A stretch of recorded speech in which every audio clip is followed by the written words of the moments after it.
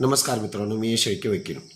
मित्रांनो, ज्यावेळी तुम्ही तुमच्या फॅमिलीसोबत घरी असता त्यावेळी अचानक जर तुमच्या दारात पोलीस आलेत आणि त्यांनी सांगितले की मला तुम्हाला तुमच्या घराची झडती घ्यायची आहे, तर तुम्ही त्यावेळी पोलिसांना त्यांच्याकडं सर्च वॉरंट आहे याची चौकशी करू शकता. त्याचबरोबर सर्च वॉरंट असल्याशिवाय तुमच्या घराची पोलिसांना झडती घेता येणार नाही. परंतु CRPC कलम 47 नुसार पोलिसांना काही असे अधिकार दिलेले आहेत. समजा एखाद्या व्यक्तीच्या जीवाला जर धोका असेल तर अशा वेळी CRPC कलम 47 प्रमाणे पोलीस हे तुम्हाला तुमच्या परवानगीशिवाय तुमच्या घराची झडती घेऊ शकतात.